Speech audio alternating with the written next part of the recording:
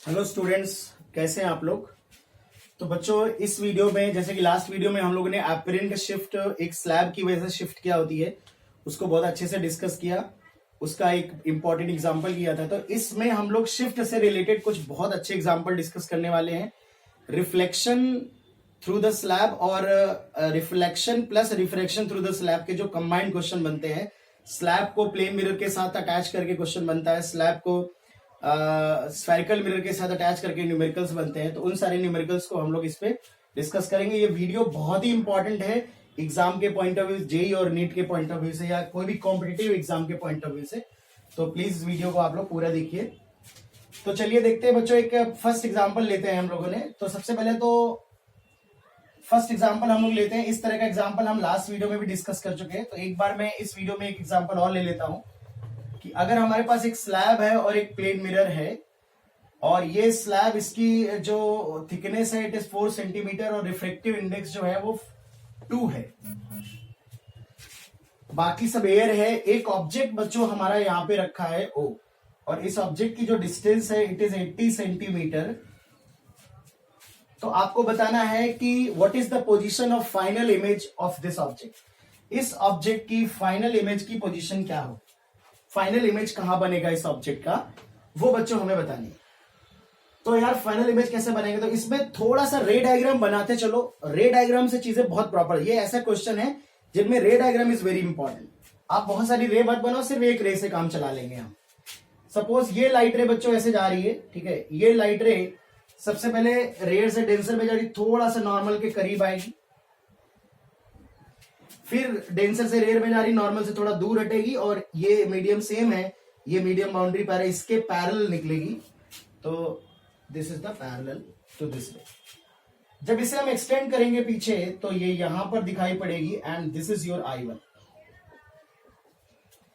तो इस स्लैब ने इस ऑब्जेक्ट को शिफ्ट कर दिया। मिरर को कैसा महसूस होगा, मिरर से अगर मैं पूछूं क्यों बे मिरर लाइट रे कहां से आ रही है, तो मिरर क्या बोलेगा कि लाइट रे यहां से आ रही है, नहीं बोलेगा ना। मिरर को ऐसे लगेगा लाइट रे यहां से आ रही है, तो मिरर कहेगा मेरे ऊपर जो इंसिडेंट रे पड़ रही है वो तो यहां से आ रही है, ठीक है। तो अगर इंसिडेंट रे यहां से आ रही है तो मिरर के लिए this virtual image will behave like object, ठीक है ना। और ये डिस्टेंस जो है it is shift due to slab. तो शिफ्ट जो एयर में स्लैब प्रोड्यूस करती थी उसका रिजल्ट मैं लास्ट वीडियो में डिराइव करा चुका हूं। It is 4 1 - 1/2 it is 2 centimetre. तो 2 सेंटीमीटर शिफ्टेड नजर आएगा बच्चों, ठीक है। तो 2 सेंटीमीटर यानी कि ये वाली डिस्टेंस जो है इट इज 78 सेंटीमीटर। अब ये जो I1 है मिरर के लिए ऑब्जेक्ट है और वो 78 सेंटीमीटर डिस्टेंस पे। आप सब लोग पढ़ चुके हो कि प्लेन मिरर हमेशा इक्वल डिस्टेंस पे इमेज बनाता है। तो जब इसका रिफ्लेक्शन मिरर कराएगा तो इसके करस्पॉन्डिंग जो इमेज बनेगी, this is image formed by mirror, I2 बोल देता हूं, ये भी 78 सेंटीमीटर की डिस्टेंस पे बनेगी। तो this is the position of image formed by mirror. ये मिरर ने आपकी जो इमेज बनाई। बट अगर मान लो हमसे फाइनल इमेज अगर पूछा जाए कि फाइनल इमेज कहां बन रही है, तो this is not the final image. ये बच्चों फाइनल इमेज नहीं है, क्योंकि अभी हमने इस लाइट रे का जो रिफ्लेक्शन हुआ है लास्ट वीडियो में मैं डिस्कस कर चुका हूं। फाइनल इमेज का मतलब होता है जब लाइट रे सारे रिफ्रैक्शन और रिफ्लेक्शन कर ले, कोई भी रिफ्लेक्शन या रिफ्रैक्शन बाकी ना रह जाए। बट ये लाइट रे अभी स्लैब से रिफ्रैक्ट होके आगे जाएगी। तो ये जो मिरर ने इमेज बनाया है this is not the final image in this particular problem, ठीक है। तो आप कह सकते हो फाइनल इमेज क्या होगा बेटा, तो फाइनल इमेज जो होगा वो ये लाइट रे थोड़ा नॉर्मल के पास आएगी, देन नॉर्मल से दूर जाएगी। अब ये जो लाइट रे जा रही है this is your final light रे। इस लाइट रे का ना तो कोई रिफ्लेक्शन बचा हुआ है और ना ही कोई रिफ्लेक्शन बचा हुआ है। तो इसके करस्पॉन्डिंग जो इमेज की पोजीशन आएगी that will be the position of final image. तो इसको इसके करस्पॉन्डिंग बच्चों अगर मैं बना दूं तो this is your final image. तो अब आप ऐसे समझ लो कि जो मिरर का ऑब्जेक्ट था, ये जो लाइट रे आ रही थी स्लैब को कहां से आती हुई नजर आएगी, I2 से। तो ये ऑब्जेक्ट मान लिया स्लैब ने अपने लिए, ठीक है ना, और उसको 2 बार रिफ्रेक्ट करके शिफ्ट कर दिया। मतलब ये भी एक तरह से हमारी स्लैब की शिफ्ट है। ये शिफ्ट इस डायरेक्शन में क्योंकि इंसिडेंट रे इस डायरेक्शन में, यहां पर इंसिडेंट रे इस डायरेक्शन में, शिफ्ट इधर है। मैं बता चुका हूं लास्ट वीडियो में जो स्लैब शिफ्ट करती है वो हमेशा ऑब्जेक्ट को उस डायरेक्शन में शिफ्ट करती है, शिफ्टिंग जो करती है जिस डायरेक्शन में स्लैब पे इंसिडेंट रे पड़ती है। तो जो शुरुआत में ऐसे पड़ रही थी तो ऐसे शिफ्ट कर दिया, इधर से ऐसे पड़ रही तो ऐसे शिफ्ट कर दिया, तो ये फिर से 2 सेंटीमीटर शिफ्ट हो जाएगी and this is final 76 centimetre. एक इंपॉर्टेंट बात ये है, अगर तुम समझो यहां पर जो इमेज की फाइनल डिस्टेंस आई है, फाइनल इमेज डिस्टेंस मिरर से जो डिस्टेंस आई है, तो ऑब्जेक्ट की डिस्टेंस जो मिरर से थी, एक बार इंसिडेंट रे जब पड़ती है तो एक बार इधर से शिफ्ट किया, कम किया डिस्टेंस को, एक बार फिर कम किया, तो इट इज 76 सेंटीमीटर। तो तुम कह सकते हो कि 2 बार शिफ्ट जो है कम हो रही है डिस्टेंस में, तो it is -2 times delta x. तो जो इमेज की distance from the plane mirror in this particular situation, final image की distance from the plane mirror, it is equal to the object की distance from the mirror -2 times of shift. तुम देख सकते हो ये 80 है, -2 टाइम्स शिफ्ट, तो ये 76 आ जाएगा। तो अगर आप चाहो तो, अगर कॉन्सेप्चुअली रे डायग्राम से नहीं करना चाहते हो तो आप ये फॉर्मूला भी लगा सकते हो, याद कर लो इस फॉर्मूले को, ठीक है। तो आपका 2 मिनट या 3 मिनट एग्जाम में बच जाएगा। एक और बहुत इंपॉर्टेंट बात बता रहा हूं, इस स्लैब की पोजीशन पे फाइनल इमेज की पोजीशन पे फर्क नहीं पड़ेगा। इस स्लैब को मैं थोड़ा इधर कर दूं, ऑब्जेक्ट और प्लेन मिरर के बीच में कहीं पे भी रख दो, मिरर से चिपका भी दूंगा ना, तो भी फाइनल इमेज की पोजीशन में फर्क नहीं पड़ेगा। ये हो सकता है कि जब मैं इसको चिपका दूं तो इंटरमीडिएट इमेजेस पे फर्क पड़े, बट फाइनल इमेज के लिए फॉर्मूला सक्सेसफुली एप्लीकेबल होगा। ध्यान दीजिए, अगर मैं आपसे कहूं कि इसे कई बार हम लोग थिक प्लेन मिरर भी कहते हैं, थिक प्लेन मिरर। जैसे मान लो बच्चों ये एक प्लेन मिरर है, इस सरफेस को हमने सिल्वर कर दिया, तो अब ये इस तरह की सिचुएशन हो गई कि एक स्लैब और एक प्लेन मिरर को चिपका दिया। तो जैसा कि हमने कहा कि अगर ये ऑब्जेक्ट है और ये डिस्टेंस XO है और ये डिस्टेंस T है, ये म्यू है, जो फाइनल इमेज बनेगा उसकी जो डिस्टेंस होगी, फाइनल इमेज की डिस्टेंस, वो हमेशा it is XO -2 times delta x होगा। ये स्लैब चिपका है या बीच में कहीं रखा है उससे कोई फर्क नहीं पड़ेगा, जो फाइनल इमेज की पोजीशन है। बट इस केस में जो इंटरमीडिएट इमेजेस बनते हैं उनकी लोकेशन अलग होती है, उसको मैं अलग से डिस्कस करूंगा, ठीक है। बट अगर फाइनल इमेज पूछेगी कहां बनेगा, तो जो लास्ट प्रॉब्लम में जिस तरह से सॉल्व किया है फाइनल आंसर उसी तरह से आएगा। तो यहां पर जो भी XO होगा -2 टाइम्स T 1 - 1 बाय म्यू, इसी तरह से तुम सीधे सीधे आंसर कैलकुलेट कर सकते हो इस स्लैब में भी, इस केस में भी। सपोज अगर मैं कहूं T जो है वो 6 सेंटीमीटर है, म्यू जो है 1.5 है, XO 100 सेंटीमीटर है, तो जो फाइनल इमेज डिस्टेंस आएगी इट इज 100 माइनस जो शिफ्ट आएगा it is 6, 1 - 1.5, it is 2 centimetre, it is 2 × 2, so it is 96 centimetre is the final answer. जो फाइनल इमेज की डिस्टेंस होगी, ध्यान रखिए मिरर से ले रहे हैं, these are the distances from the mirror, mirror से डिस्टेंस ले रहे हैं। ऑलराइट बच्चों, तो ये काफी इंपॉर्टेंट क्वेश्चन है और जनरली इस पे सवाल फाइनल इमेज पे ही बनता है। इंटरमीडिएट इमेजेस में किस तरह से बदलाव होंगे वो अभी डिस्कस नहीं कर रहा हूं इस वीडियो में, उनको जो हम लोग कंबाइंड जो वीडियोस आएंगे उनमें डिस्कस करूंगा जब मैं जनरल क्वेश्चन कराऊंगा। तो ये तो बच्चों प्लेन मिरर के साथ हमने स्लैब यूज कर लिया। सिमिलरली एक और इंपॉर्टेंट एग्जांपल बच्चों डिस्कस करते हैं। अगर हम स्फेरिकल मिरर के साथ स्लैब को यूज करें, सपोज ये फोकल लेंथ बच्चों इसकी 40 सेंटीमीटर है और यहां पर हमने एक स्लैब रख दिया, इसकी थिकनेस 3 सेंटीमीटर है, इसका रिफ्लेक्टिव इंडेक्स 1.5 है, there is object at 41 centimetre. तो हमसे कहा जाता है कि फाइनल इमेज की पोजीशन बताइए, फाइनल इमेज कहां बनेगा। बच्चों फाइनल इमेज बताना है तो आप समझ ही रहे होगे वंस अगेन कि फाइनल इमेज बेटा हम डिफाइन कैसे करेंगे इस केस में। फाइनल इमेज का मतलब यही होगा कि जो लाइट रे यहां से चले, रिफ्लेक्ट हो, फिर रिफ्रैक्ट हो जाए, तीनों चीजें होने के बाद जो इमेज बनेगी वो हमारी फाइनल इमेज कहलाएगी, ठीक है ना। जब कोई भी रिफ्रैक्शन या रिफ्लेक्शन बाकी ना रह जाए, उससे जो इमेज बनती है वो हमारी फाइनल इमेज कहलाती है बच्चों, ठीक है। तो यहां पे सबसे पहले आइए सिंपल थोड़ा सा रे डायग्राम जरूरी होता है, जब आप प्रैक्टिस में आ जाओगे तो उसकी जरूरत नहीं पड़ेगी। सबसे पहले सोचो जो इंसिडेंट रे जाएंगी नॉर्मल के थोड़ा पास आएंगी, फिर नॉर्मल से थोड़ा दूर जाएंगी,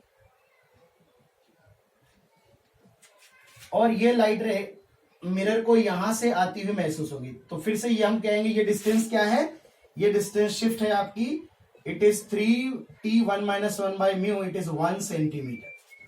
तो 1 सेंटीमीटर अगर शिफ्ट हो गया तो जो स्फेरिकल मिरर है उसके लिए I1 will be the object for the spherical mirror. तो I1 हमारा स्फेरिकल मिरर के लिए बच्चों ऑब्जेक्ट होगा। अब मेरी बात ध्यान से सुनो। तो अगर मैं कहूं कि जब हम स्फेरिकल मिरर के लिए फॉर्मूला लगाएंगे तो ऑब्जेक्ट डिस्टेंस की वैल्यू क्या पुट करेंगे, तो u की जो अपरेंट वैल्यू होगी 41 में से 1 माइनस कर देंगे, शिफ्ट माइनस कर देंगे, इट इज 40 सेंटीमीटर। साइन के साथ पुट करेंगे विद नेगेटिव साइन, चूंकि इंसिडेंट की डायरेक्शन ये नेगेटिव आएगा। अब बच्चों हम लोग जो अप्लाई करेंगे फॉर्मूला 1/u + 1/v = 1/f, तो u की जो वैल्यू आ रही है 1/40, क्योंकि मिरर के लिए ये ऑब्जेक्ट की तरह काम करेगा। It is 1/+40, convex mirror, focal length is always positive, तो ये +20 आएगा। मतलब reflected ray from the mirror जो होंगी वो +20 सेंटीमीटर पे फोकस होंगी।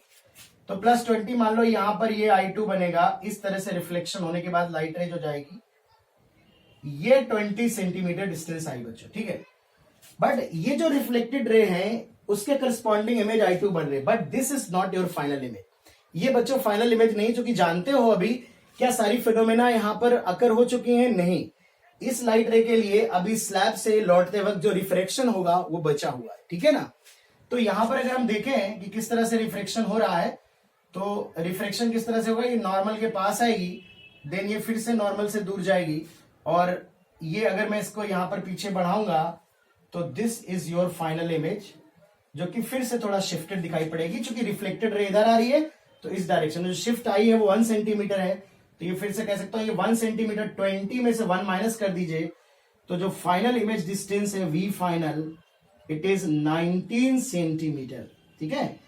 तो एक अगर तुम चाहो तो थोड़ा लॉजिक यहां पर देखा जा सकता है, याद किया जा सकता है कि जो ऑब्जेक्ट की शिफ्टिंग होगी वो हमेशा इंसिडेंट रे की डायरेक्शन में होगी, फाइनल इमेज की शिफ्टेड जो होगी वो रिफ्लेक्ट, क्योंकि जब स्लैब पे रे पड़ेगी लौटते वक्त तो रिफ्लेक्टेड रे स्लैब के लिए इंसिडेंट रे बन जाएगी।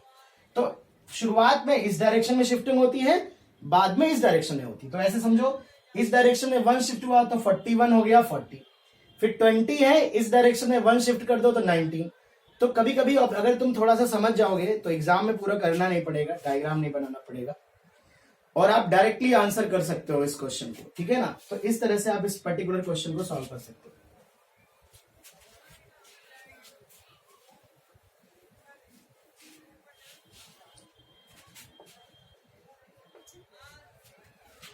एक सिमिलर क्वेश्चन यहां पे बच्चों हम लोग डिस्कस कर लेते हैं स्फेरिकल मिरर में।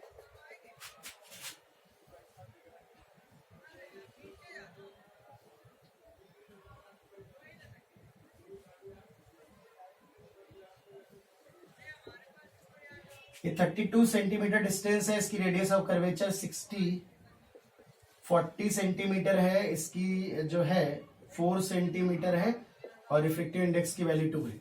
फाइनल इमेज हमको बतानी, फाइनल इमेज कहां बनेगी, तो इसको मैं फटाफट डिस्कस कर देता हूं बेटा। सबसे पहले तो हम शिफ्ट कैलकुलेट करेंगे, इट इज 1 - 1/μ × t, 2 सेंटीमीटर। तो जो लाइट रे ऐसे जाएगी बेटा, ये नॉर्मल से पास, फिर नॉर्मल से दूर, और इधर जो है I1 बनेगा, तो दिस इज योर शिफ्ट 2। तो u की जो अपरेंट वैल्यू होगी it is 32 - 2, 30 centimetre with negative sign. Mirror का अगर फॉर्मूला लगाएंगे तो it is -31/-20, v = -60, -60 centimetre distance आएगी। मतलब जो इमेज ने जो मिरर बनाया, मिरर ने जो इमेज बनाया वो इमेज -60 पर, रियल इमेज 60 सेंटीमीटर पे फोकस होगा। मतलब जो रिफ्लेक्टेड रे यहां से निकलेंगे, मिरर ने उसको ऑर्डर दिया कि रिफ्लेक्टेड रेस को कि जाइए आप 60 सेंटीमीटर पे फोकस हो जाइए। तो ये लाइट रे जो ऐसे आ रही थी, ऐसे ये 60 सेंटीमीटर पे फोकस होती अगर स्लैब नहीं होता तो 60 सेंटीमीटर फोकस होती। बट आप सब लोग जानते हो कि ये अगर स्लैब है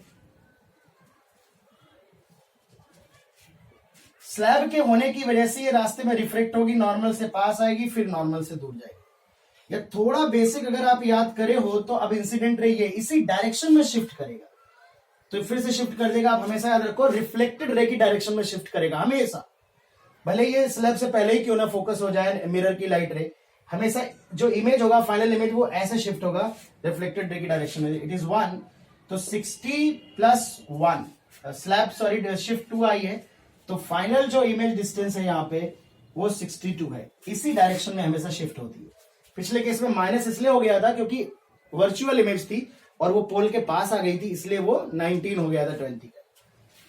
अच्छा ध्यान रखना, बाई चांस अगर सिचुएशन ऐसी हो, मान लो जो स्फेरिकल मिरर से रिफ्लेक्शन हो वो ऐसे इमेज बना दे, यहीं पे इमेज बन जाए, इसके इधर ना बने इमेज, ये लाइट रे ऐसे ना आए, यहीं पे बन जाएगी, तो भी तुम देखो जब रिफ्लेक्शन होगा पास आएगी फिर दूर जाएगी, नॉर्मल के पास फिर नॉर्मल से दूर,